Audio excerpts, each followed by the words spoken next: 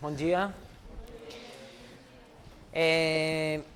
Hoje vamos fazer duas coisas. Primeiro, vamos acabar com a parte mais matemática, para vocês entenderem um pouco como é que a gente construi essa compreensão dos sistemas físicos macroscópicos, partindo das componentes bem mais pequeninhas.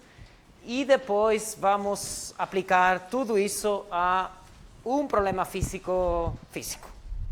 Então, a disciplina, como falei nas 3 aulas, o meu objetivo é que a primeira aula é um pouquinho mais matemática, a segunda é mais física e a terceira mais, ainda física, mas puxando um pouquinho mais para a biologia.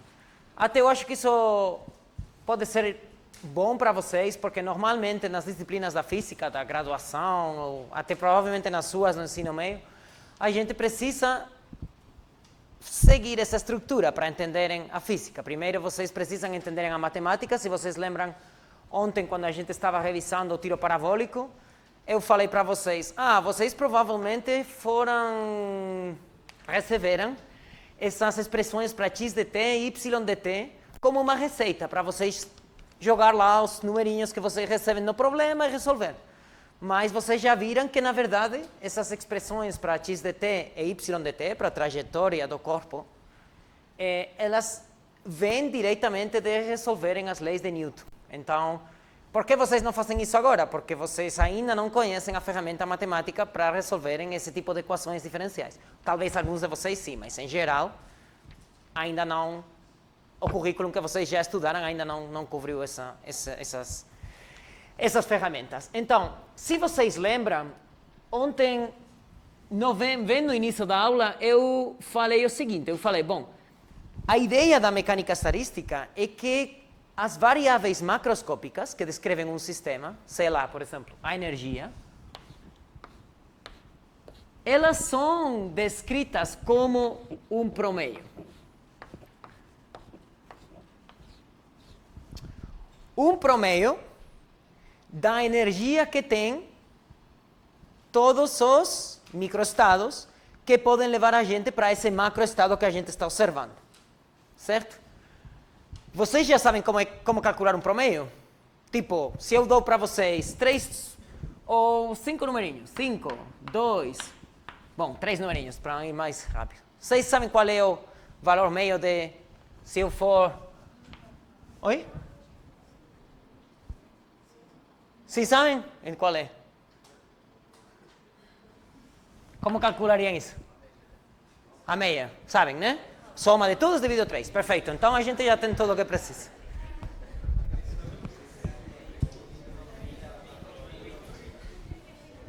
Calma, que vai ficar um pouquinho mais difícil do que isso. Bom, então, se eu quiser calcular isso aqui, isso vai ser a soma, certo? Sobre quê? Sobre o número de microestados que eu tiver com energia E, vezes a energia de cada valor, de cada um desses microestados E, vezes alguma coisa ou não? Vezes?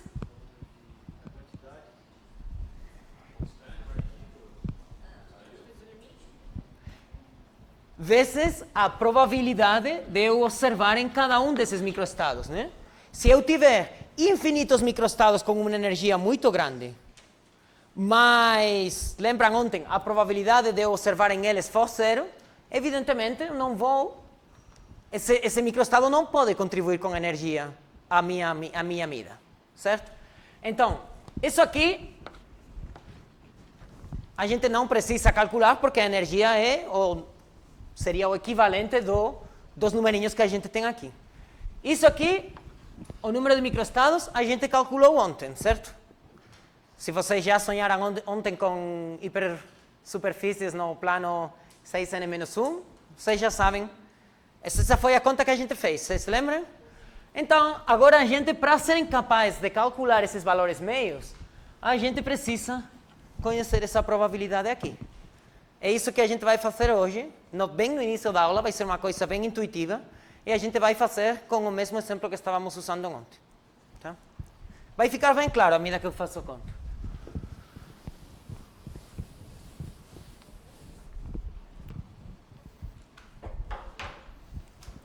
Então, vamos supor de novo que a gente tem a nossa caixinha.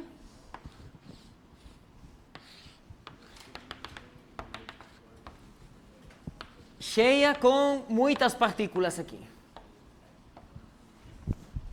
Mas agora eu vou começar a fazer um pouquinho mais, colocar um pouquinho mais de física. A gente tem uma caixinha, que pode ser a nossa garrafa de álcool. Caixinha, no fim das contas, para nós, bom, tudo é uma caixinha, uma esfera, então tudo perfeito. Mas agora eu vou colocar essa caixinha com um corpo externo, uma fonte externa, que vai me garantir que essa caixinha tem uma temperatura determinada. Perfeito? Então, eu tenho a minha caixinha, eu levo ela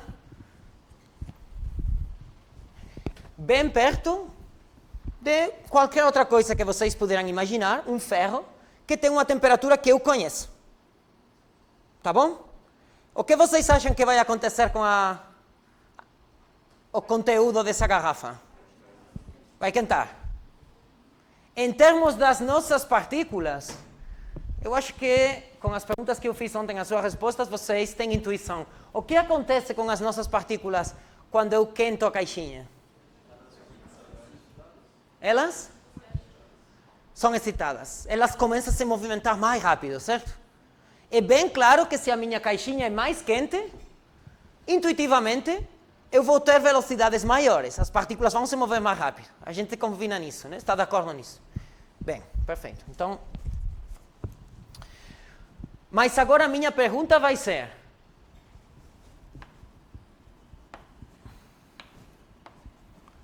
quando eu tiver essa caixa em contato com a fonte de calor, qual é a probabilidade de eu observarem um estado com uma energia E? Intuitivamente, vamos tentar construir uma intuição. Quando as partículas vão se mover mais rápido, a energia vai fazer o quê? A energia das partículas? Aumentar, energia cinética, certo? Então, para uma temperatura fixa, como vocês acham que a probabilidade de eu observarem um estado com uma energia... Como vocês acham que essa probabilidade vai aumentar com a temperatura? Ela vai? Ela vai aumentar? Se eu tenho uma energia de 2 júlios, 2 júlios, essa palavra é... Em espanhol é bem simples, mas em português. É claro que quando eu tiver uma energia, uma temperatura muito pequena, esse estado de energia vai ser talvez bem difícil de chegar a ela, né?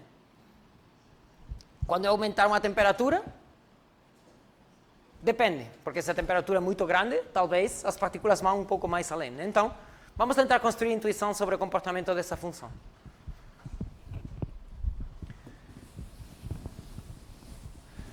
Para fazer isso, eu vou chamar todo esse sistema de aqui, essa caixinha vai ser o meu sistema de estudo. Quem sabe o que é um sistema?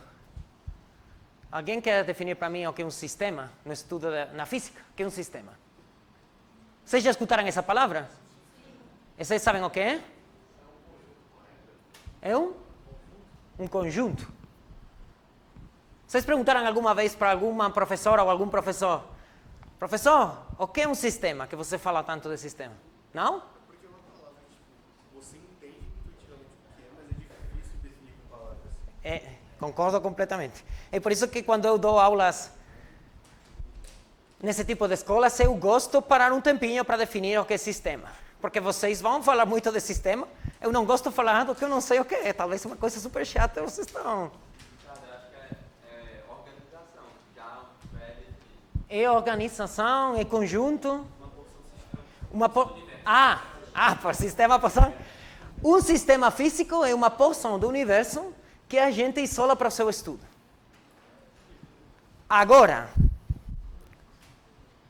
como você vai definir o seu sistema para isolar ele do universo é o jeito ou da artista.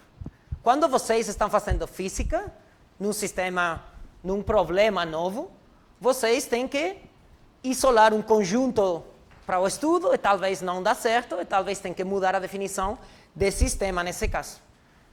Então, a gente já sabe o que é o sistema. Para nós, nesse caso, o sistema vai ser a caixinha com as partículas. E essa parte daqui, eu acredito que a palavra em português é o meio externo. Acredito não, eu sei, é que eu procurei. É o meio externo. O que é o meio externo? Todo o universo que não é sistema. Isso é bem interessante, porque o jeito que a gente descreve o sistema e o universo é muito diferente. Eu posso dar um exemplo para vocês, se quiserem, por exemplo, da minha pesquisa. Uma das pesquisas que a gente faz é estudar como é que os animais estão se movendo em diferentes ecossistemas. Por exemplo, no Pantanal, é um dos sistemas que a gente, ou uma das localizações que a gente estuda mais. Para mim, como eu estou apenas interessado na trajetória, no comportamento de movimento desses animais, eu descrevo os processos que dão lugar a essa trajetória.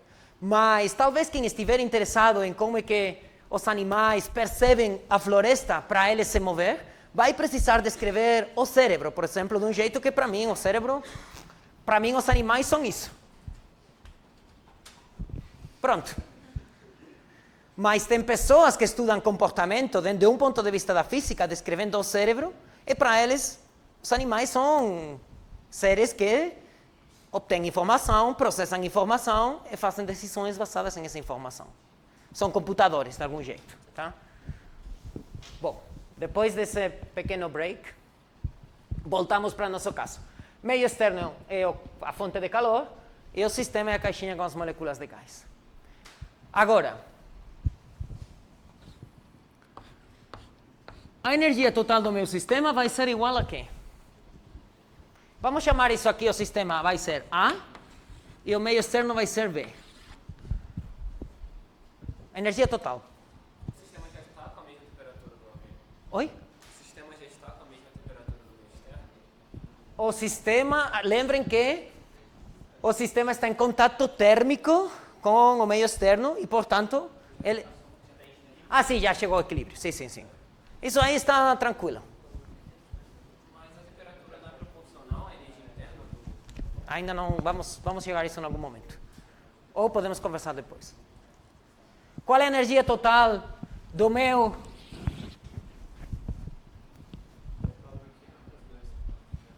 Mais simples. A energia total é a energia do sistema mais a energia do meio externo mais... Está faltando alguma coisa aqui?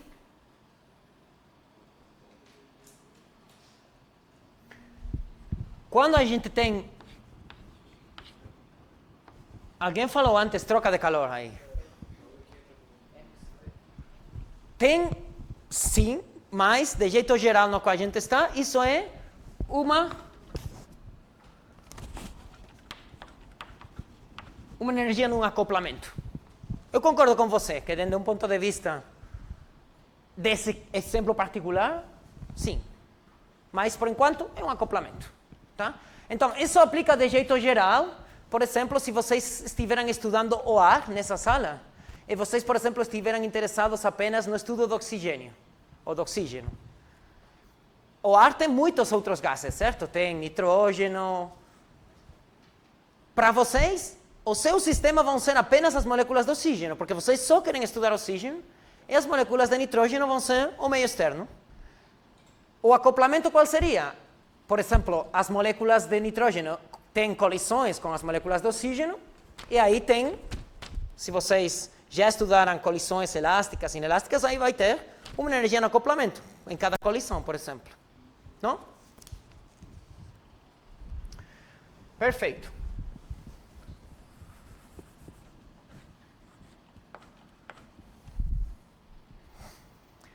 Agora vamos fazer uma série de hipóteses para simplificar um pouco a conta que a gente quer fazer.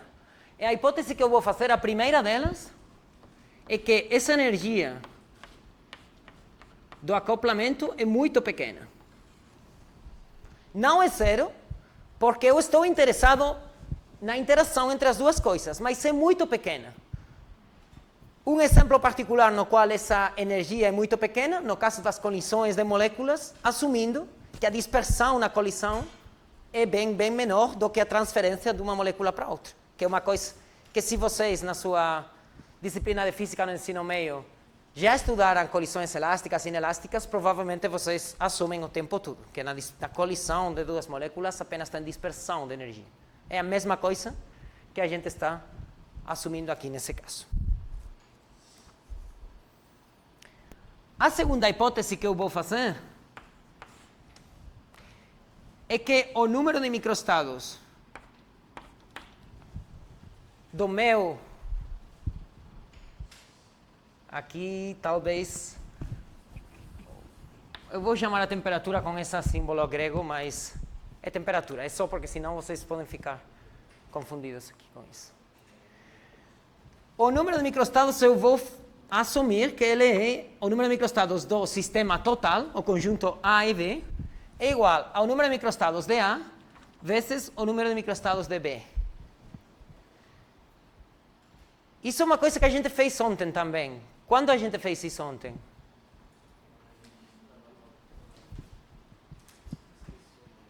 A gente fez ontem duas vezes. A gente fez ontem uma vez que eu estou perguntando para vocês, e eu também fiz depois quando houve uma dúvida sobre se o caso das duas bolinhas indistinguíveis era um terço ou um quarto. Não sei se vocês se lembram. Que eu coloquei primeiro uma bolinha, eu falei, a probabilidade é 1/2 vezes 1/2. Por que eu fiz isso? É uma... com independência estatística. Vocês lembram que eu falei, eu posso fazer isso porque cada bolinha é estatisticamente independente da outra. Eu também fiz no momento linear e com a posição da partícula livre. Vocês lembram que eu falei 6n-1, 3n-1, aí vocês ficaram, mas por que 6, 3? Aí eu falei, olha, a gente tem posições em 3 dimensões e momento linear em 3 dimensões. O total é 6 dimensões, mas como a posição e o momento não dependem um do outro, não tem correlações estatísticas, eu posso tratar eles independentemente. Eu posso tratar eles de jeito separado, e nesse caso é o produto das duas. Tá? Bom, com essas ferramentas que a gente tem, a gente já está pronta para obter essa probabilidade que introduz no início. Então,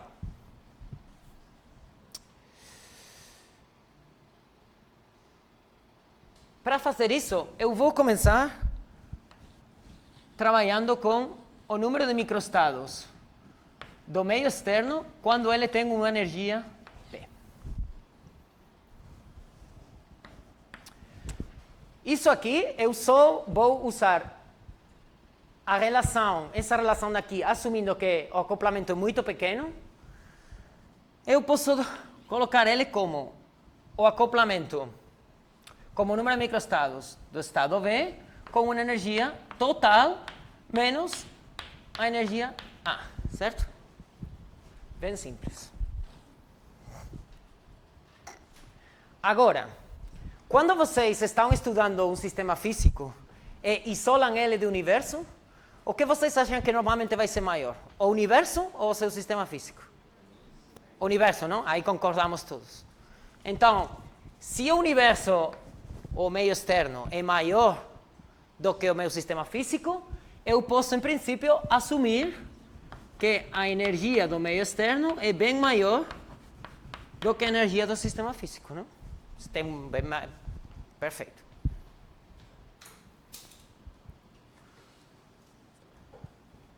E, portanto, a energia total também tem que ser bem maior do que a energia do sistema que eu estou estudando.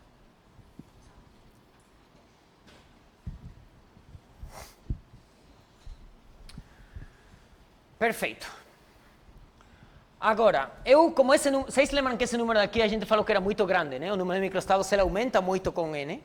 Vocês já estudaram logaritmos, o comportamento da função do logaritmo? Qual é uma propriedade muito boa que tem o logaritmo?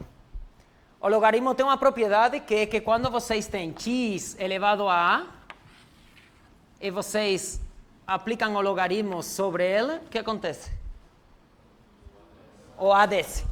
Isso é muito bom, porque aí cresce mais devagarzinho. O logaritmo da função que vai subindo muito rápido, quando eu aplico o logaritmo, vai crescendo mais tranquilo. Então, como esse número de microestados é muito grande,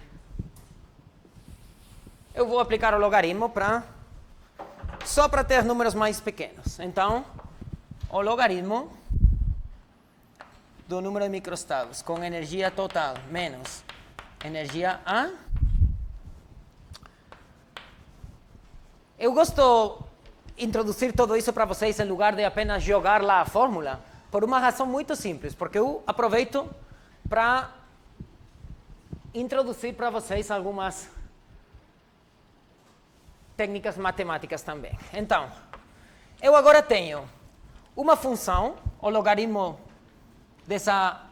do número de microestados do meio externo, em função da energia total, mas lembrem que a energia total é muito maior do que a energia A.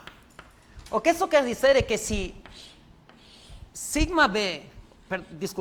ômega B for uma coisa assim, por exemplo,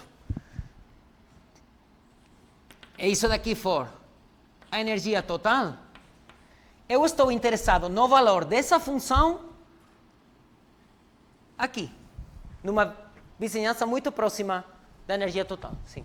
Professor, desculpa, Ricardo, eu não entendi se meio externo é aquela coisa de estar trocando temperatura com o sistema, ou se é tipo o resto do universo inteiro. Essa é uma pergunta muito boa. E a resposta é meio abstrata. Para o problema que eu estou estudando,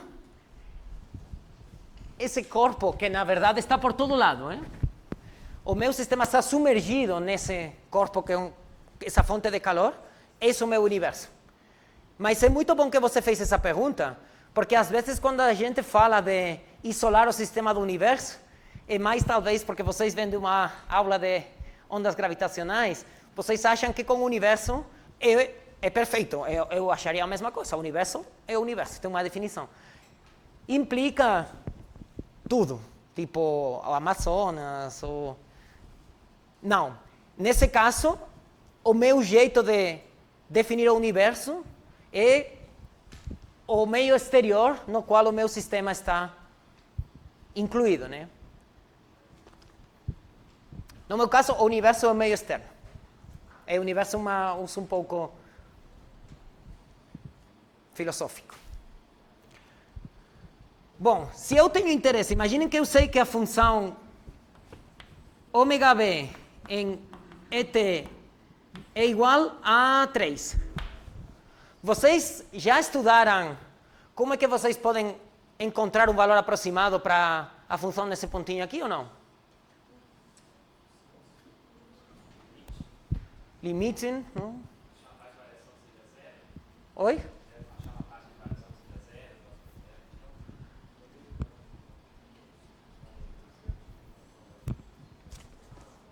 O jeito no qual a gente normalmente faz isso é a conta mais importante na física. Essa função que vocês têm aqui, ela está mudando de um jeito muito difícil. Mesmo se vocês acham que isso aqui não é muito difícil para fazer contas. A forma de obter esse valor é, bom, como eu conheço o meu valor aqui, nesse ponto, e esse outro está bem pertinho, vamos colocar aqui, eu normalmente posso dizer, bom, o valor vai ser o valor nessa função, eu vou assumir que em lugar de terem esse comportamento aqui, ele vai como uma reta. Não é a melhor, não é o perfeito, mas é uma aproximação. E a física é tudo, a definição da física é a arte de fazer aproximações. Eu tive um professor na graduação, de fato foi o professor de mecânica estadística, que ele falava que o emprego mais próximo para o do físico é o do sapateiro. Sapateiro português, não? O pessoal que faz sapato. Porque é artesania pura. Você muitas vezes chuta, tenta e dá certo ou não dá certo. Tem um formalismo, tem um conhecimento teórico, evidentemente, para fazer essas hipóteses, fazer essas contas. Não é mágico, evidentemente, porque é ciência de pesquisa. Mas tem que, como falam no Brasil, dar um jeito, às vezes. É dar um jeito na física de fazer aproximações. Então, a aproximação mais comum na física é tudo que tem um comportamento não linear, que são essas curvas que vocês veem aqui, aproximo por linear e vou para frente. É isso que eu vou fazer. Intuitivamente, o que eu vou fazer é isso. Matematicamente, o jeito para a gente fazer isso é com uma técnica que é chamada de... Tem derivada, claro, porque a reta é o quê?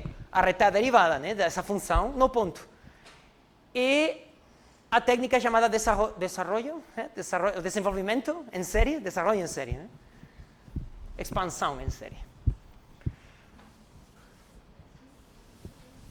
Então, eu vou aproximar o valor da minha função de jeito muito intuitivo pelo valor da minha função no ponto que eu conheço.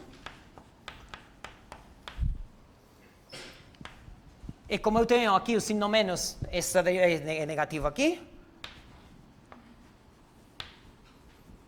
A derivada da minha função com respeito da variável inteira, vou chamar ela de E, energia,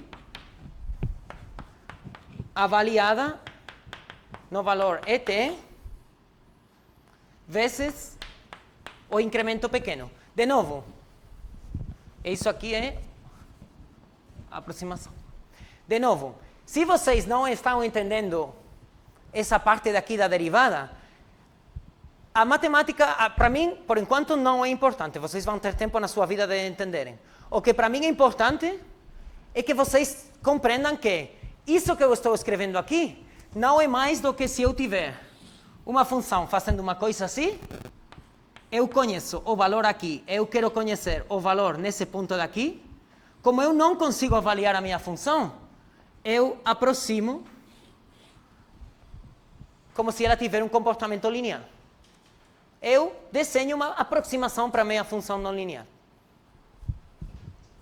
Quando vocês tiverem aula de cálculo, aí já vão fazer isso muitas vezes.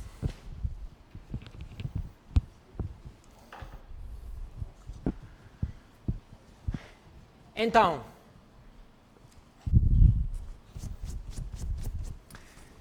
só para não escrever tanto, eu vou chamar esse numerinho aqui, é só um numerinho, certo? É a minha função avaliada em um ponto. Eu vou chamar esse número de alfa menos, tudo isso daqui eu vou chamar beta, e vocês vão ver agora o significado, energia A. Faz sentido, porque eu estou linealizando a minha função, então ela é lineal em energia do sistema A. Então, o que isso quer dizer é que o número de microestados do sistema B com uma energia EB é aproximadamente igual a exponencial de alfa menos beta E sub A. Essa relação é super interessante porque está me conectando os microestados do meio externo com a energia do sistema A. Está estabelecendo uma ligação entre as propriedades microscópicas, se vocês quiserem, de um estado em termos de energia do outro, de um sistema em termos de energia do outro. Qual? Esse? Isso aqui é uma E, exponencial. A inversa do logaritmo, exponencial.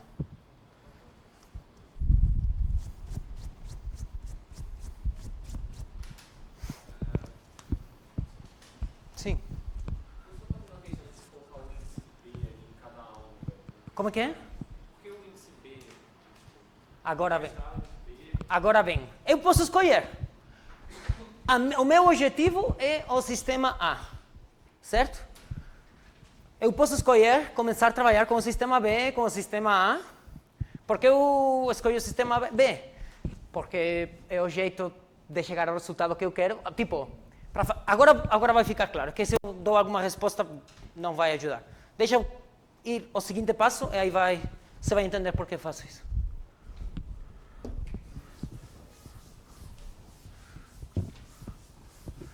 Bom, então, lembrem que eu quero saber qual é a probabilidade de eu ter um estado com uma energia A.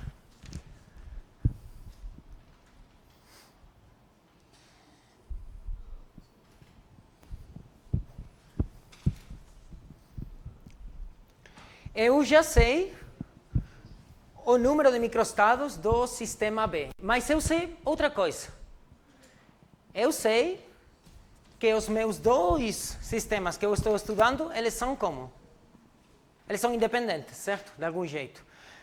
Eles são independentes estatisticamente, mas eles têm essa relação aqui. Então, de algum jeito, a probabilidade de eu ter um estado com uma energia A, ela tem que ser proporcional ao número de microestados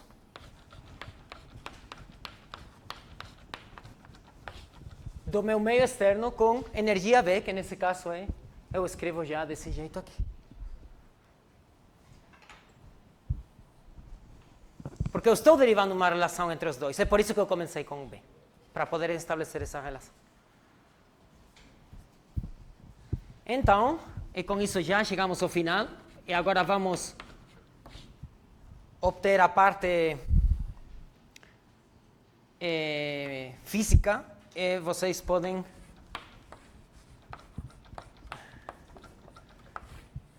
mexer com a matemática quanto quiserem, incluído esquecer por enquanto. A probabilidade de eu ter um estado com uma energia A, ela cai exponencialmente com a energia desse estado. Essa beta daqui, eu não posso entrar nessa conta porque aí já ficaria muito complexo, mas essa beta daqui, ela é igual à constante que eu introduzi ontem para a entropia, a constante de Boltzmann, vezes a temperatura. Essa relação vem de onde? Do fato de que vocês, quando estão calculando aqui essa derivada do número de microestados, têm relações termodinâmicas que mostram como é que a variação do número de microestados em função da energia é direito com a temperatura. Eu não posso entrar nisso porque não dá em 3 horas. Então é uma das 3 coisas que vocês têm que acreditar. Eu não gosto de falar, acreditem nisso porque isso é assim, mas tem limites. Então, é muito interessante. Essa expressão é muito interessante. É muito interessante porque está relacionando a probabilidade de observar em um estado com energia EA, um macroestado do meu sistema, em função da energia dele mesmo e da temperatura que o sistema tem. Evidentemente, eu estou colocando isso aqui por quê? Proporcional por quê? Porque não é igual. É uma pergunta difícil. É difícil, não é? Quanto tem que ser a soma sobre todas as energias da probabilidade de eu ter um estado com uma energia E? Igual a quê? A energia total ou 1? Por que a energia total? Por causa que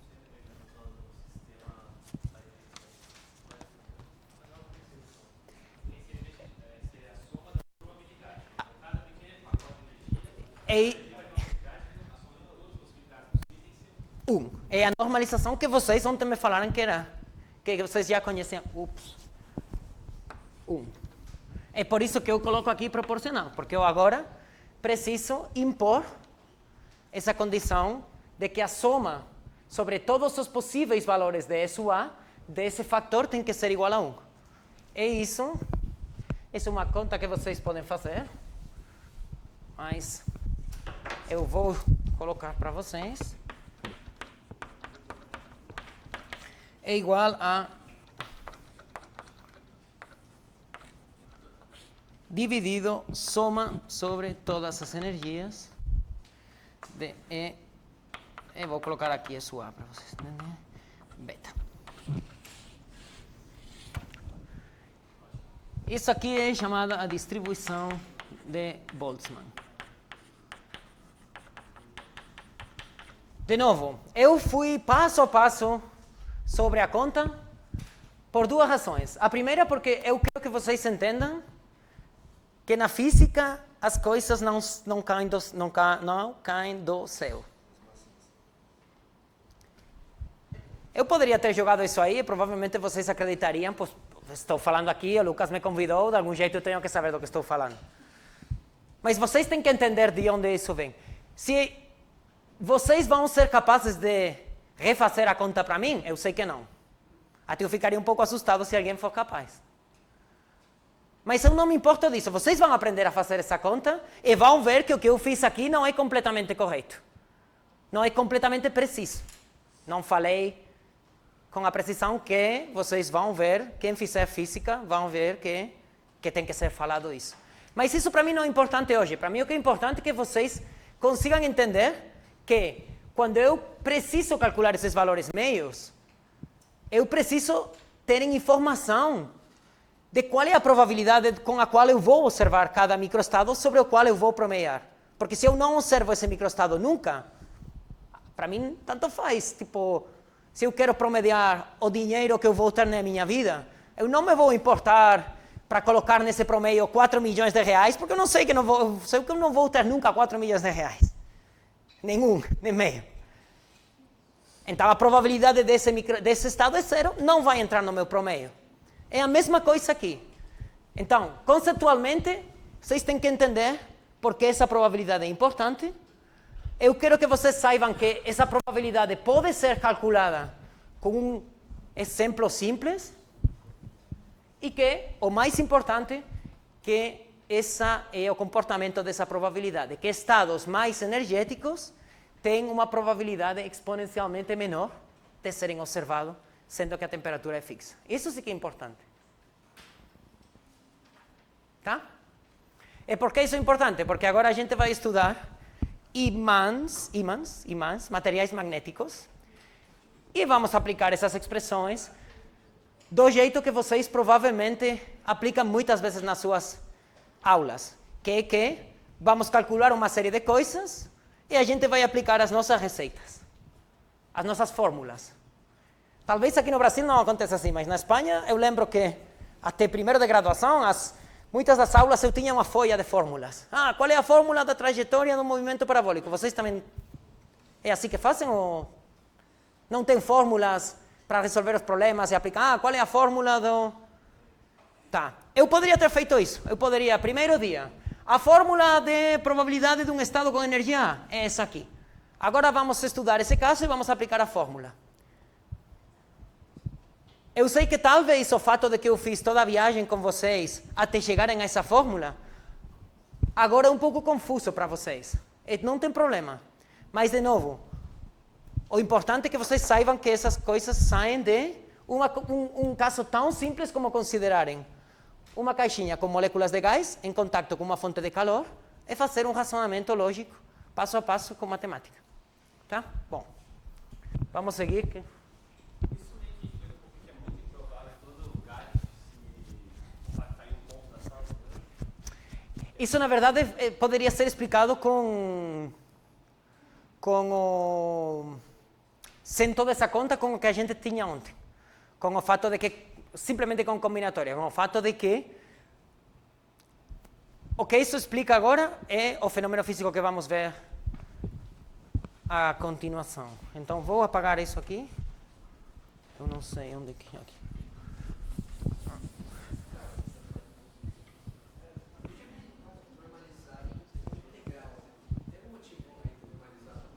Oi? Sim.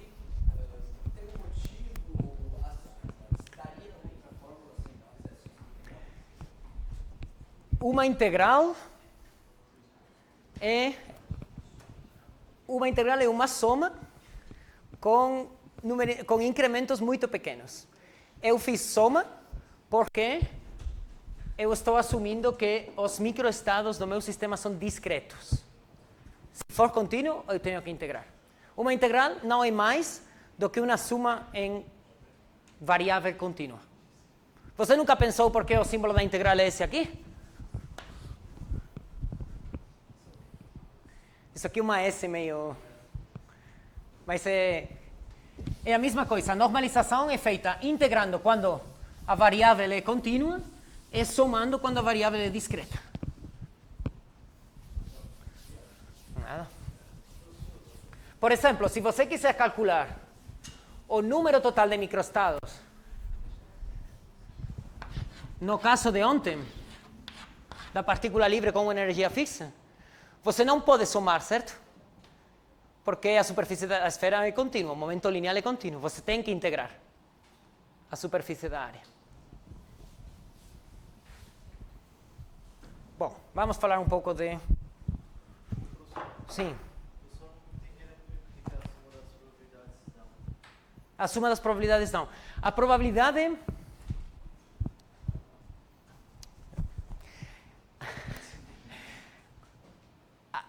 Quando você tem uma série de eventos, a soma total de observar, a soma das probabilidades de observar em cada um desses eventos tem que ser 1. Isso é uma definição, por definição. Por exemplo, quando você faz o experimento de jogar uma moeda e tirar cara ou coroa, qual é a probabilidade de você tirar coroa? Em termos de probabilidade, 50% de porcentagens. Em termos de probabilidades? Meio. E a de tirar coroa? Por quê? Porque não é 2 e 2.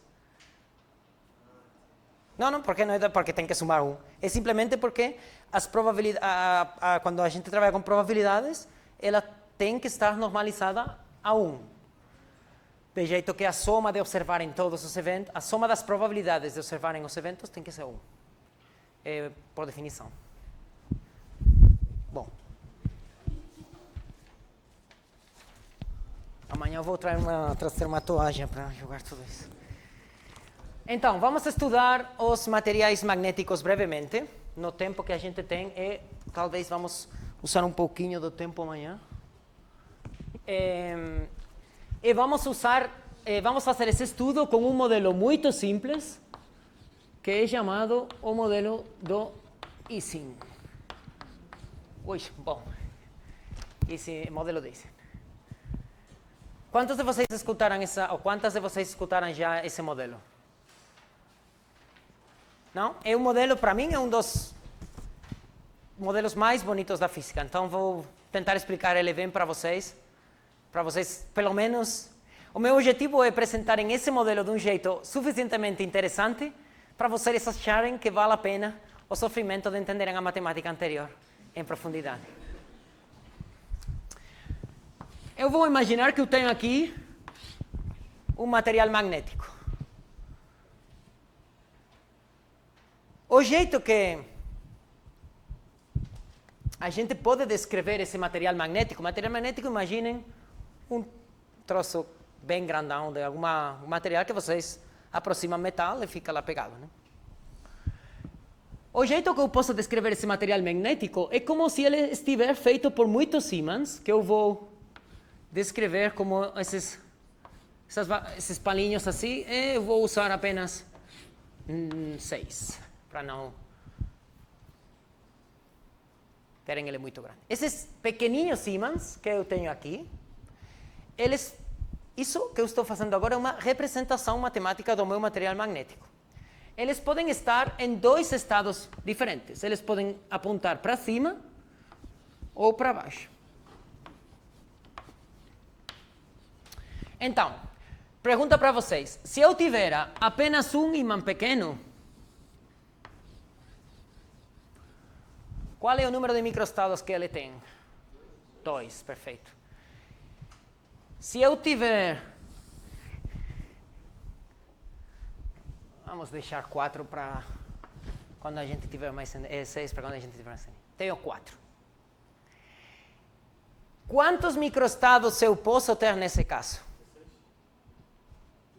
17. Eu teria que fazer a conta. Eu estava esperando que você respondesse muitos.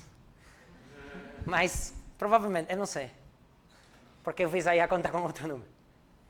Bom, o número de microestados, basicamente, vocês sabem como a gente teria que calcular. Cada um deles vai para cima, para baixo. Agora vamos tentar falar de macroestados. Como vocês acham que poderiam definir um macroestado para esse sistema? Vamos introduzir, eu vou chamar para esse ímã individual, eu vou assinar uma variável, que eu vou chamar de sigma. Quando estiver o ímã para arriba, assim, apontando para cima, é mais 1. E quando estiver apontando para baixo, é menos 1. Então, isso aqui é bem bonitinho, mas vocês poderiam ter uma matriz com 1, menos 1, 1, menos 1. Mais bonitinho assim.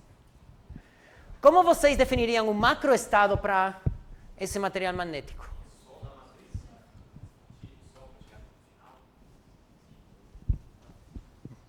Sim. Usar a matriz. Mas só a matriz, e depois o que eu faço?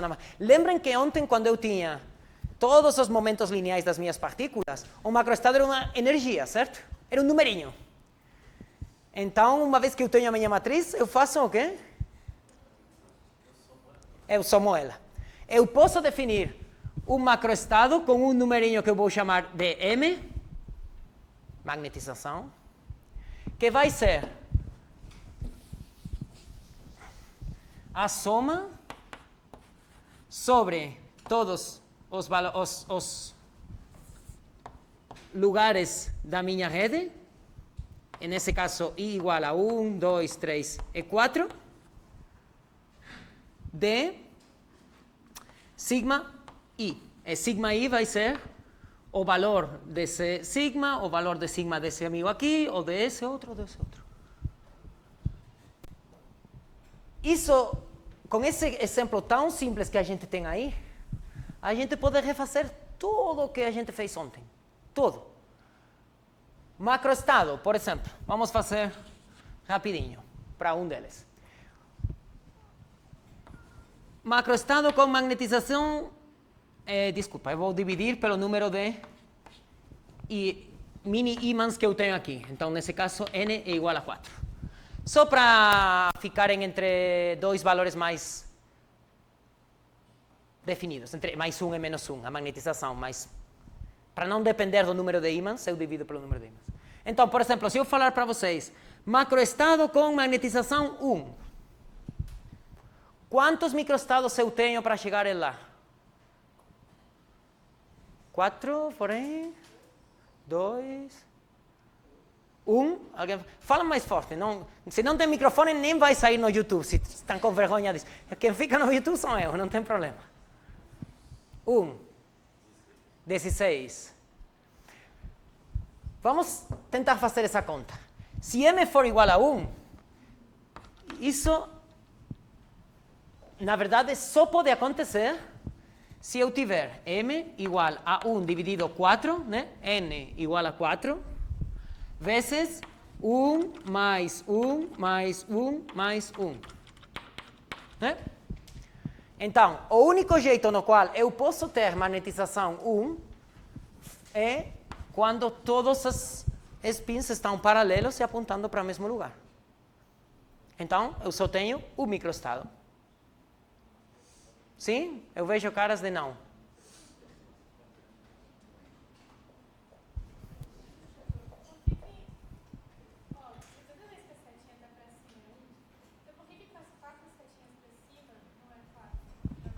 Como é que é? Se toda vez que a setinha está para cima, ela vale 1, quando as 4 setinhas estão para cima, por que a multiplicação não vale 4? Essa é uma pergunta muito boa. A pergunta é, se eu estou assinando sigma igual a 1, quando todas as setinhas estiverem apontando para cima, por que quando todas elas estão para cima, eu tenho 1, eu não tenho 4? Para evitar isso, foi que eu coloquei aqui a divisão pelo número total de setinhas. Então, é 1 mais 1 mais 1 mais 1, 4, dividido 4 é 1. Você não precisa colocar, na verdade. Mas qual é o problema se não coloca? Que quando você vai aumentando o número de setinhas, a magnetização não é a mesma. Então, a gente não gosta disso, gosta de terem os valores bem definidos entre menos 1 e mais 1, independentemente do número de setinhas que você tem. Como eu defini o M desse jeito daqui. Essa é a minha definição do M.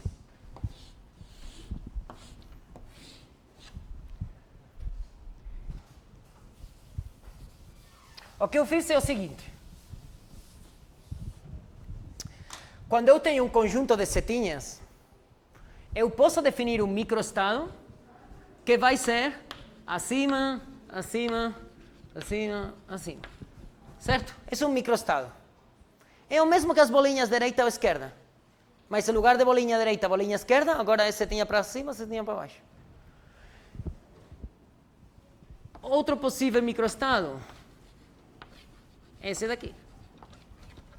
Certo? Para eu fazer matemática, eu não posso fazer eu não posso fazer matemática com setinhas, certo? Eu quero fazer matemática com números, para fazer conta. Então, o que eu estou fazendo é, quando a setinha for para arriba, eu estou definindo uma variável que é igual a 1, e quando ela for para baixo, a minha variável é menos 1. Então, esse estado aqui é 1, 1, 1, 1. Esse estado aqui é 1, menos 1, 1, 1. Agora, com esses microestados que eu tenho, que vêm de colocar mais 1 e menos 1 em cada uma dessas setinhas e combinar eles de todo jeito, um número muito grande, eu estou definindo um número para quantificar a propriedade macroscópica do meu conjunto de setinhas, que basicamente é a soma de todos esses números dividido pelo número de setinhas. Isso é o quê? Vocês já acabaram de definir o que é isso.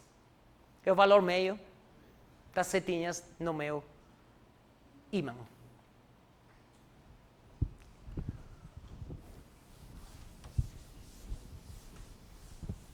Bom. Então.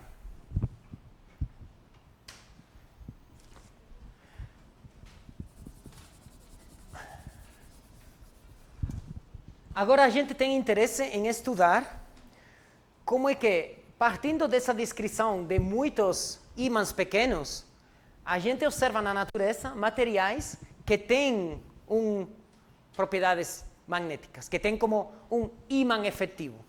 Então, por exemplo, se vocês tiverem setinhas assim, vocês acham que vão observar algum... Não, porque a magnetização é zero. Não? Essa fase do material é chamado para magnetismo. Mas quando a gente tiver todas as setinhas assim, M igual a 1, ou de jeito mais geral, M diferente do que zero, a gente tem de fato efetivo uma magnetização no seu material. E essa fase é chamada de ferromagnetismo. Então, o que o modelo de Ising faz? O modelo de Ising faz o seguinte, ele dá para a gente um jeito de estudarem como é que, dependendo da temperatura a qual a gente vai someter esse material macroscópico, baseado nas interações entre esses ímãs pequenos, a gente pode observar um material ferromagnético ou um material paramagnético. E o modelo de Ising faz isso unicamente estudando como é que, em base à temperatura exterior do material, esses ímãs procuram minimizar a energia entre eles. Eles interagem uns com outros para chegarem a um estado de mínima energia, e como é que, desse jeito, a gente observa materiais que são ferromagnéticos ou materiais que são paramagnéticos. Então, vamos tentar entender como isso acontece.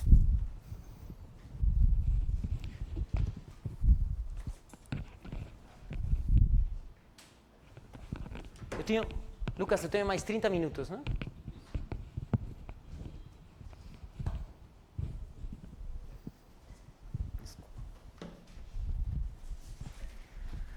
Bom, Vamos considerar apenas um ímã pequeno, sempre com N igual a 1. Uma setinha. Um spin.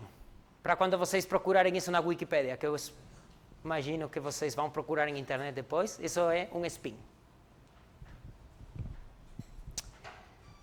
Agora, eu vou colocar esse spin com um campo magnético externo. Nessa direção, apontando nessa direção. Campo magnético B.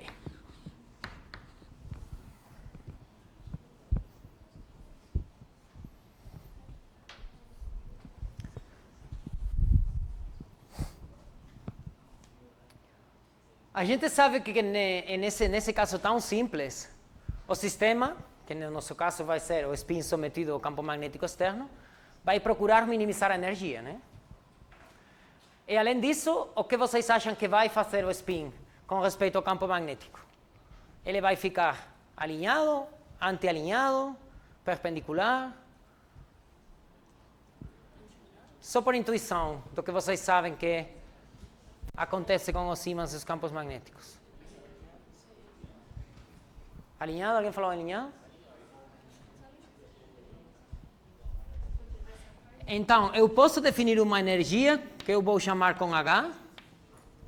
E essa energia eu vou definir desse jeito. Eu vou definir como o produto da variável de spin vezes o campo magnético.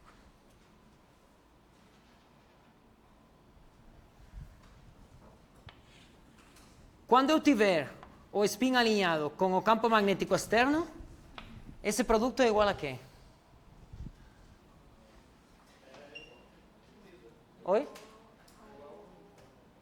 Bom, depende. O produto mesmo depende do valor do campo magnético, né? Mas se o campo magnético for 1, é 1. E quando estiverem anti-alinhados, é? E se o campo magnético for 1, é? Menos 1. Não? Concordamos? Vocês já viram o produto de vectores, né? Produto escalar. Perfeito. Então, o que eu quero é que eu sei que o meu sistema vai para a mínima energia, eu sei que ele vai alinhado. Então, quando eu estou definindo a minha energia, eu estou fazendo uma definição, eu preciso colocar aqui o signo menos, por quê? Porque quando os dois spins, o spin estiver alinhado com o campo magnético, o valor desse produto é 1. Mas eu quero que esse estado seja de menor energia do que o caso contrário com menos 1. Então, eu coloco o signo adiante para corrigir isso. Então, agora, nesse caso, com essa definição da energia, quando eu tiver o meu spin alinhado com o campo magnético paralelo ao campo magnético, a energia do meu sistema é menos 1. E quando estiver na situação contrária, a energia é mais 1. Então, a minha definição de energia concorda com a minha intuição do que vai acontecer com os spins e concorda com o fato de que eles têm que ir para o estado de mínima energia. Então, essa é a minha energia para um spin individual. Mas eu não tenho apenas um spin, não? Eu tenho muitos.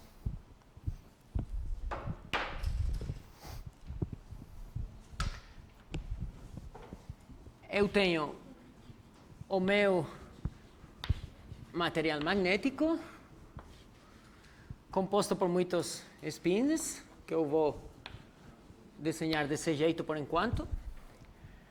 E aqui, na verdade, eu não falei para vocês de campo magnético externo. Não estou interessado no efeito de um campo magnético externo. Eu já sei que quando eu colocar um campo magnético externo, eles vão se colocar em paralelo.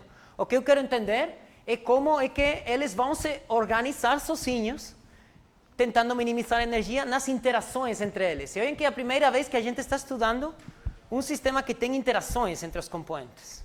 Isso vai ficar vai levar-nos para um problema muito mais complexo, mas também bem mais interessante. Então, nesse caso aqui, vamos tentar generalizar a nossa ideia de energia. Vamos focar nesse spin aqui, esse central. Ele não tem um campo magnético externo, como a gente tinha no caso anterior, mas ele tem vizinhos, né? Que eles criam campos magnéticos pequenos. Ele tem outro spin aqui, tem outro spin aqui, tem outro spin aqui e tem outro spin aqui. E tem muitos, mas como eles estão mais longe, eu só vou ficar com esses 4. Quanto mais longe estiver, mais fraco vai ser o campo magnético que você está me criando, né? Perfeito. Então, o que eu posso fazer agora é, bom, eu não tenho um campo externo, mas de algum jeito, esse spin central, ele está sentindo os vizinhos. Então, talvez a energia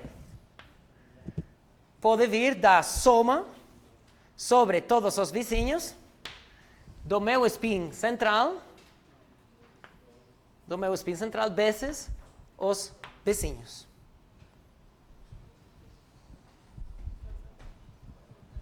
É só para um spin. Se eu faço isso para todos os spins, eu tenho de algum jeito a energia total do meu sistema. Então, eu posso fazer uma soma sobre todos os spins da rede.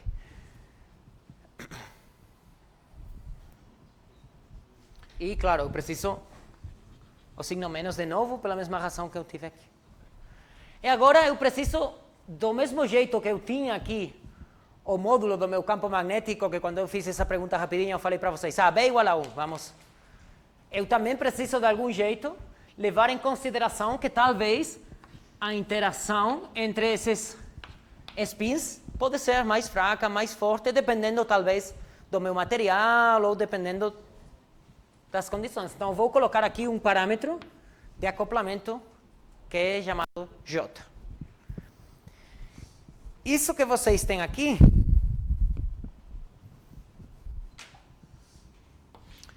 provavelmente é o seu primeiro Hamiltoniano de um sistema físico.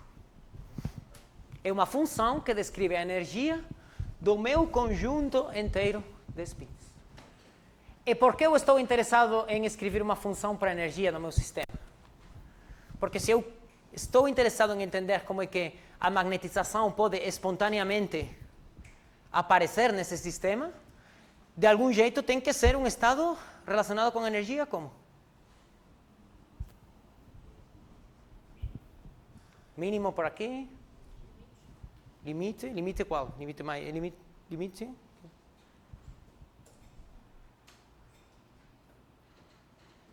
Bom, vamos continuar e vamos ver o que acontece. Sim.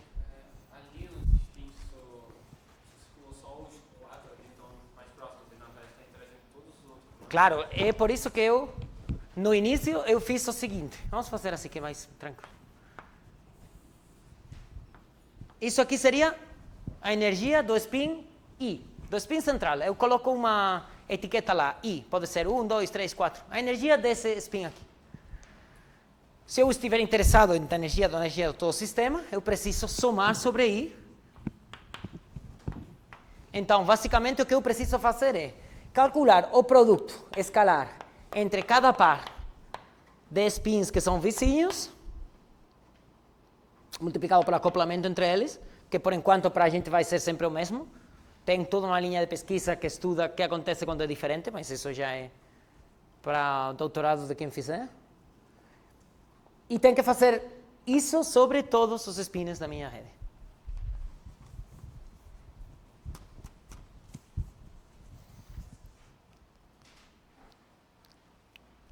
Perfeito. Então,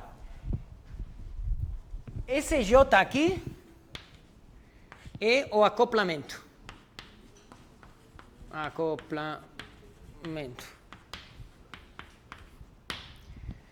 Lembrem, esse produto daqui, ele apenas pode ter valor mais 1 ou menos 1, certo?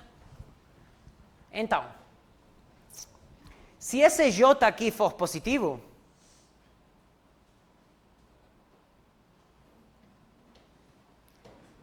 o que vocês acham que esses spins vão procurar fazer? Em relação com o que a gente estudou aqui.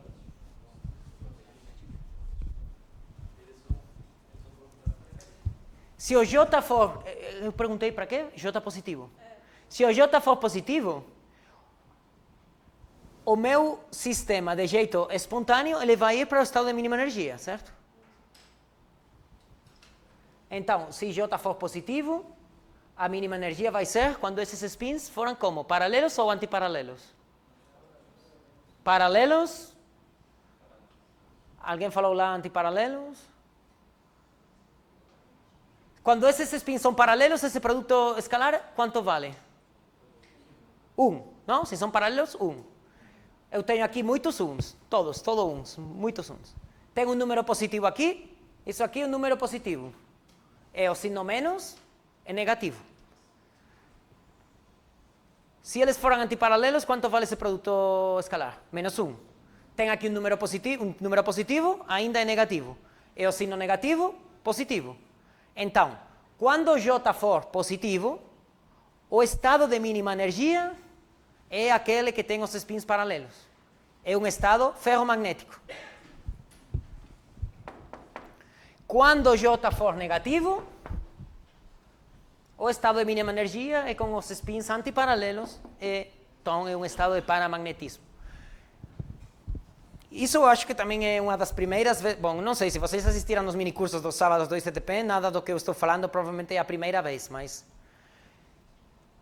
Esse J aqui é um parâmetro de acoplamento que vai ter um valor positivo no momento no qual o meu modelo de Ising esteja descrevendo um material ferromagnético e tem um valor negativo quando eu estiver estudando um material paramagnético.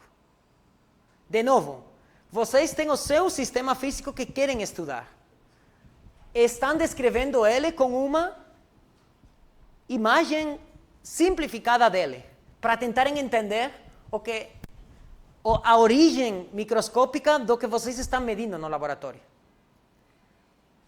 Então, parte de escolher o signo de J vem dado de sabendo como é que as leis da física funcionam, sabendo que o seu sistema vai ir para o estado de mínima energia, e vocês têm que impor as propriedades de J na sua construção da imagem simplificada do sistema físico.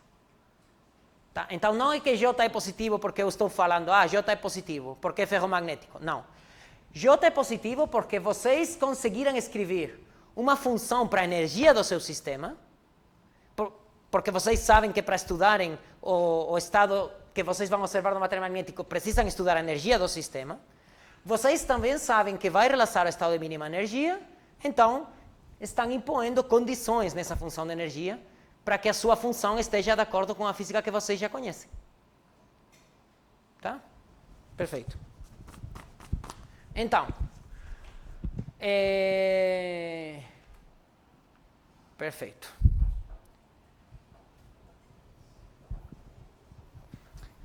Agora,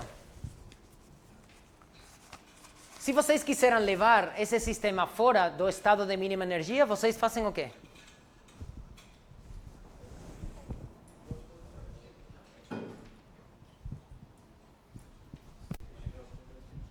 Não, agora vamos falar de, tipo, experimentalmente.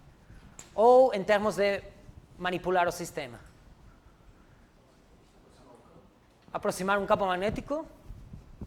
Isso é uma coisa muito interessante, mas vai me levar muito longe onde eu quero ir. Mas se eu aproximo um campo magnético, é uma intuição perfeita, só que não quero ir nessa direção. Mas é perfeito. E como você teria que fazer isso? Teria que colocar na sua energia o termo do campo magnético. E quando você estiver minimizando a energia, vai ver que isso é importante. Mas em termos geral, se eu quero levar... Eu acho que eu não consegui entender 100% a explicação da energia? Tá. Mas você acompanhou até um spin, muitos spins? Perfeito.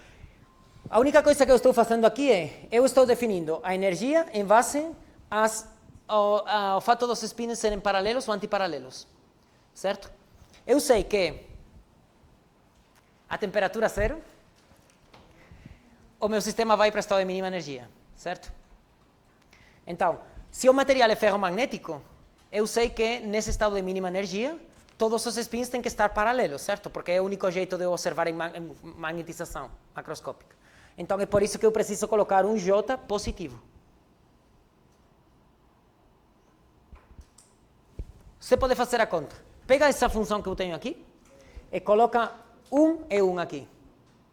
E coloca menos 1 e menos 1. E vai ver que para mais 1 e mais 1, essa energia é mínima, menos 1 e menos 1, a energia é mínima quando o J for positivo. Bom, eu já fiz spoiler do que eu estava procurando. Não basta que aquela soma seja só positiva para que isso aconteça? Como é que é? Não necessariamente todo mundo vai estar alinhado na geometria. Ah, Que a soma seja maior que ser positiva, e não todos estarem carregados. está um passinho assim pequeno de chegarem a resposta da pergunta que eu fiz. Sim, intuição perfeita. Mas, quando a temperatura for zero, os dois estados, se a temperatura for zero, você concorda que a mínima energia aqui é com todos paralelos. É magnetização 1. Agora, se eu colocar se eu aumentar a temperatura, quando eu tenho um sistema físico, as bolinhas na caixinha de antes, se eu aumento a temperatura do sistema, eu consigo levar ele fora do estado de mínima energia. Então, se eu agora colocar o meu material fora do meu... Se eu aumentar a temperatura do meu material, eu vou conseguir levar ele fora do estado de mínima energia. Mas para isso eu preciso temperatura. Então, eu vou mostrar para vocês, que eu acho que vocês vão gostar. Quando a gente chega para um modelo desse tipo, a gente tem várias formas de estudar ele. Claro, o jeito que mais informação vai fornecer é resolver todas as equações direito. Mas provavelmente vocês já imaginam que isso, no mundo da pesquisa, é impossível, né? Muitas vezes, quase sempre. Então, a gente hoje em dia tem computadores que eles ajudam muito para fazerem simulações do que a gente está propondo com os nossos modelos. Então,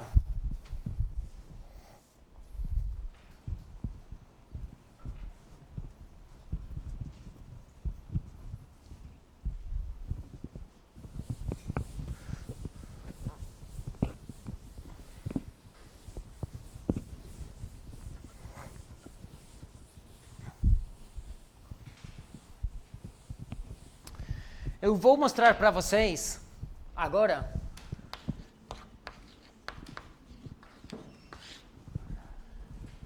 como é que, partindo dessa função para energia,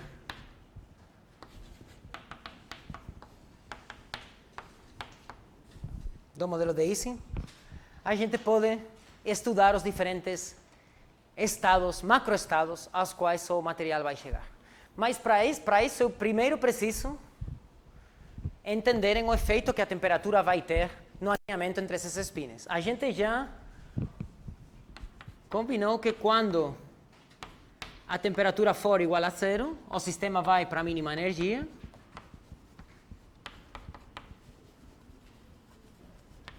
E no caso no qual J for igual a zero, o acoplamento positivo, que é o caso que a gente vai estudar.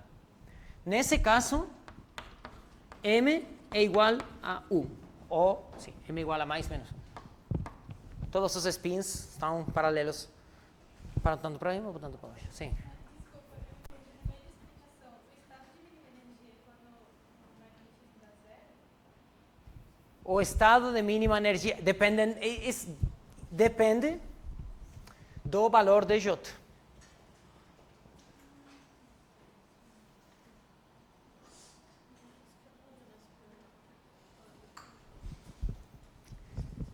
Faz uma coisa. copia essa equação daqui e coloca aqui nos valores de sigma o que acontece quando você tem todas as setinhas apontando para o mesmo lugar ou setinhas apontando para direções diferentes. Levando em consideração J positivo ou J negativo.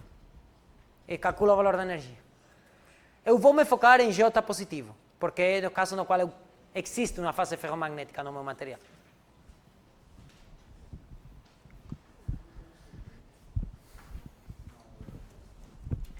Bom, isso acontece quando a temperatura é igual a zero, então eu chego para um estado de equilíbrio no qual os meus spins estão ou todos apontando para cima ou todos apontando para baixo. Sim. O estado mínimo de energia ocorre porque não há diferentes polos, é só todos iguais, ou seja, não tem força magnética. Uhum. No caso de J positivo.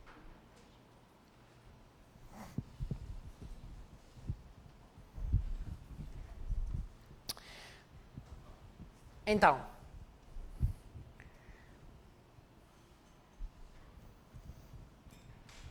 agora eu vou aumentar a temperatura.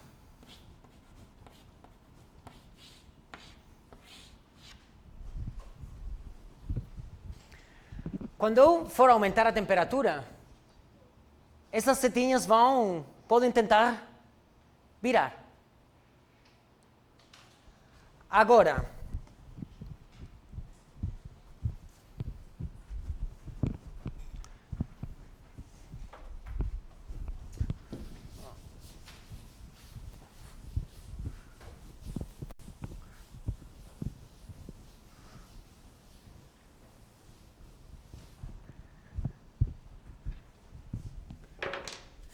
essas setinhas vão virar ou não, dependendo de quanto maior for a temperatura do meu sistema. Se a temperatura for maior, eu vou conseguir levar o meu sistema mais facilmente fora do estado de mínima energia. Basado nessa regra simples,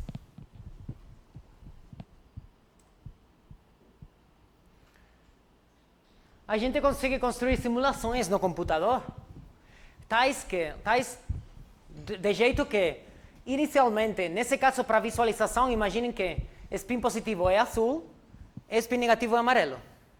Eu inicialmente tenho uma matriz de 500 vezes 500 spins. É a mesma coisa que eu fiz na louça, mas com muitos mais spins, com muitas mais setinhas. Eu posso construir uma regra dinâmica de evolução no tempo para a minha configuração de spins, baseado nas probabilidades com a qual eu vou aceitar essas viradas das setinhas, dependendo da temperatura. Então, vamos começar com uma temperatura muito pequena. Inicialmente, coloco aleatoriamente as direções dos spins.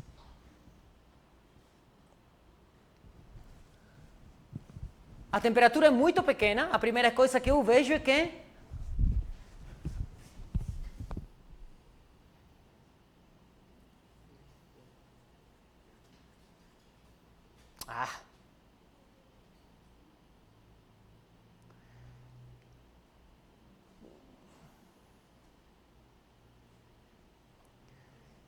qual é a primeira coisa que vocês veem?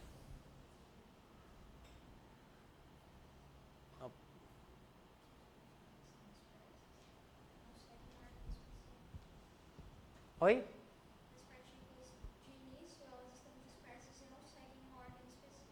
E agora o que está acontecendo? Aos poucos, elas começam a se ordenar. Por quê? Por conta da questão que o senhor acabou de explicar para a gente sobre a mudança. Perfeito. Porque eu tenho temperatura baixa, eu tenho material ferromagnético, J é positivo, então, localmente, os meus spins estão tendendo a uma ordem local. E o que vocês estão vendo que vai virando maior e maior e maior a área das regiões azul e amarelo é um fenômeno chamado crescimento de domínios magnéticos. Tem toda uma teoria física para explicarem como é que essas regiões vão aumentando. E a gente pode deixar isso mais, e mais, e mais. E o que vocês acham que vai acontecer no final? Vai ficar só essa região? Qual? A região que você acabou de falar, que está disponível. Mas qual está... Na verdade, o que está acontecendo... Vai ter uma cor só, que eles vão estar alinhados. O que a gente achou, por enquanto, é que no início eles estão todos desalinhados e com o racionamento que ela começou, que é correto, perfeito, pouco a pouco eles localmente vão se ordenando, porque eles localmente vão minimizando a energia. Lembrem que, eu já apaguei, mas lembrem que o spin tem esse campo magnético dos 4 vizinhos e localmente vão se alinhando. Mas tem regiões onde eles vão se alinhando todos apontando para cima e outras regiões onde eles vão se alinhando todos apontando para baixo, porque é a mesma coisa, é um produto escalar, é a mesma coisa. É por isso que eu tenho essas regiões azuis e amarelas, que agora... Ah, não, claro. Essas regiões azuis e amarelas, em princípio, elas as duas querem crescer. Quando eu tenho essas regiões aqui, essas interfaces amarelo e azul, aí tem um conflito de algum jeito, né? E pouco a pouco, uma fase vai ganhando sobre a outra e vai crescendo, crescendo, crescendo. E quando eu fazer isso por tempo infinito, vocês acham que vai acontecer o quê? Vai ter uma cor só. Qual? Amarelo porque é positivo? Ah, mas espera aí, vamos ver se essas pessoas como fizeram essa simulação. Espera aí, vamos tentar. Vamos fazer com um sistema mais pequenininho. Amarelo de novo? Não pode ser. Ui. Bom, eu acho que a gente teve mala sorte. Vai ficar uma coisa que eu não quero entrar em. Não, isso eu não gosto.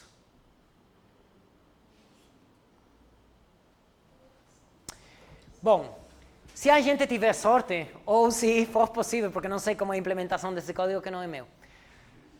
Quando vocês repetirem esse experimento muitas vezes, qual vai ganhar? Todo amarelo ou todo azul?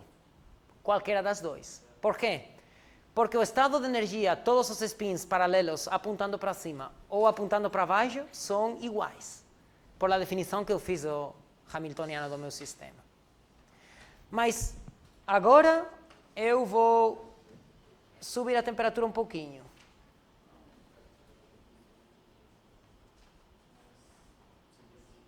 Bom, vou levar para muita temperatura e vou deixar... Ai.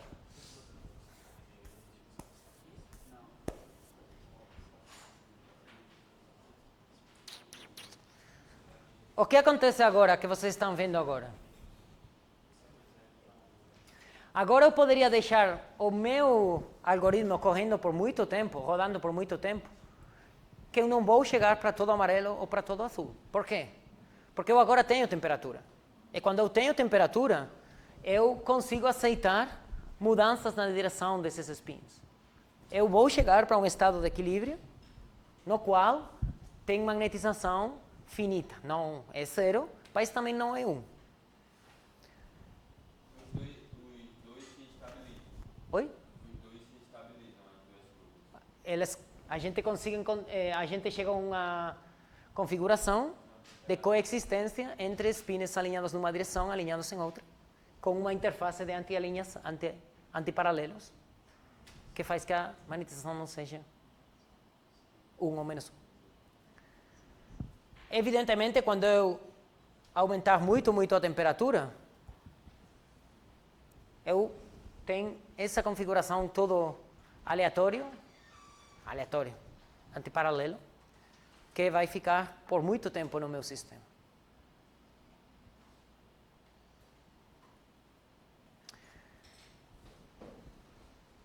E lembrem que a gente falou da probabilidade de observarem o microestado determinado em função da temperatura, em função da energia, vocês lembram? E o resultado que a gente chegou é que quando a gente tem uma temperatura determinada, que vinha dada por esse fator beta, a probabilidade de vocês observarem um estado com energia determinada cai exponencialmente com energia.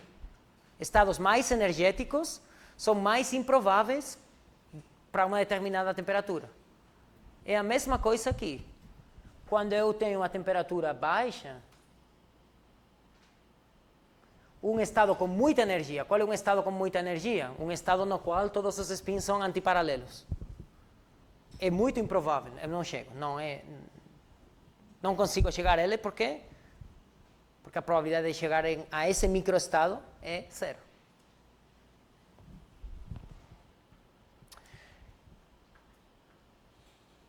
Então, baseado nisso, uma coisa que a gente consegue estudar é o valor absoluto da magnetização. Aqui eu não me estou importando se for menos 1 ou mais 1, porque são equivalentes, então por isso que eu tiro o valor absoluto, em função da temperatura do meu sistema. Isso aqui é o macroestado do meu material ferromagnético em função da temperatura. Temperatura muito do inverso da temperatura, desculpa. 1 dividido temperatura. Então, no lado direito, número muito grande, 1 dividido temperatura é equivalente a temperatura pequena. É para ter certeza que vocês estão prestando atenção. Quando a temperatura foi muito grande, a minha magnetização vai ser 1. Quando a temperatura for muito pequena, a minha magnetização vai ser 0.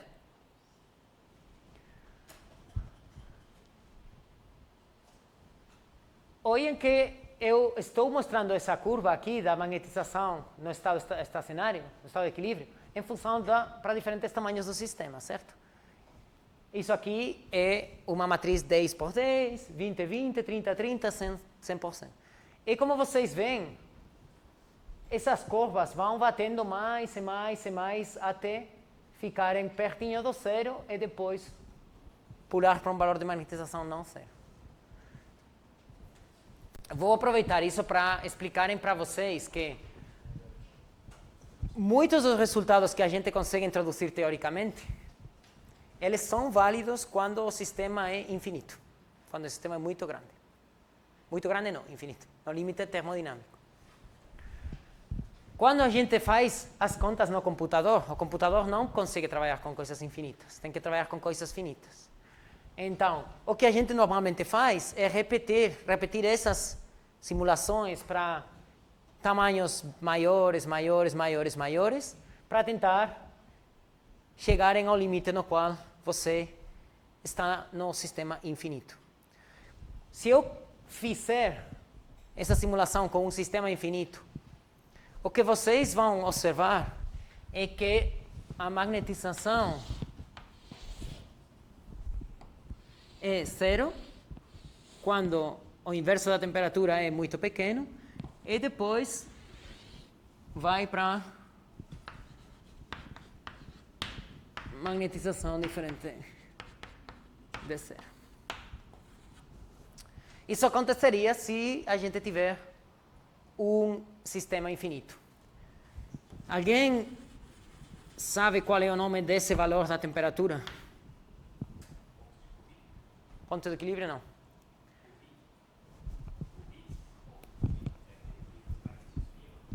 Ponto de Curie. Você já leu sobre isso? Já conhece, tipo, já vai um pouquinho, está no curso 2.0 disso. É um ponto crítico. Eu estava procurando uma resposta bem mais simples. É um ponto crítico. É um ponto, um valor da temperatura que divide duas fases do meu material. Divide uma fase onde eu não tenho magnetização e de uma fase na qual eu tenho uma magnetização macroscópica. Os sistemas físicos, quando eles estão nesse ponto crítico, têm umas propriedades muito interessantes.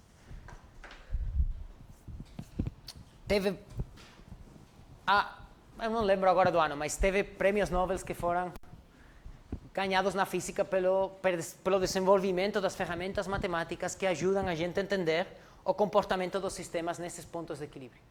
Nesses pontos críticos, desculpa. Nesses pontos críticos, os sistemas têm propriedades muito, muito interessantes. Tem correlações com um comprimento muito grande, tem propagação de informação que pode acontecer em escalas muito rápidas. E a relevância desses pontos críticos no estudo dos sistemas físicos chega até o ponto que tem, inclusive, teorias baseadas na física que defendem a ideia de que o cérebro do ser humano ele está trabalhando num ponto crítico. Ele trabalha perto de um ponto no qual ele tem as propriedades físicas que a gente observa nos materiais magnéticos no ponto crítico. E que isso é, por exemplo, o jeito no qual o cérebro consegue processar informação, do jeito que ele processa e trabalhar do jeito que ele trabalha. Mais perto da minha pesquisa, outra hipótese é que vocês já viram os pássaros quando eles vão todos juntinhos, indo de um lugar para outro? Também tem pesquisadores e pesquisadoras que propõem a ideia de que esses conjuntos de pássaros também estão operando de um jeito que eles têm as propriedades de um ponto crítico.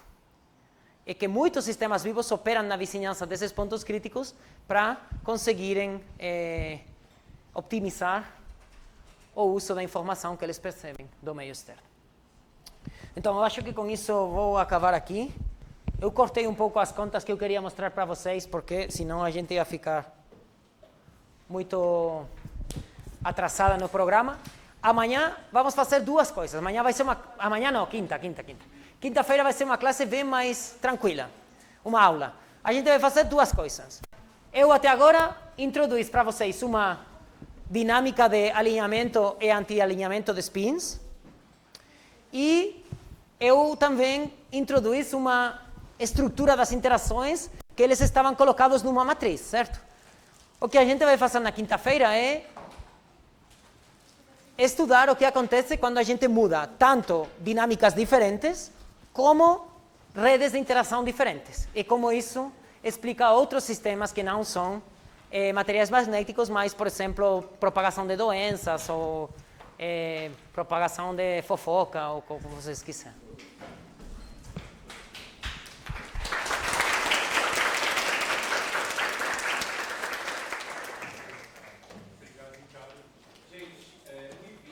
Ouçam bem, 2h15 vocês vão exatamente para a sala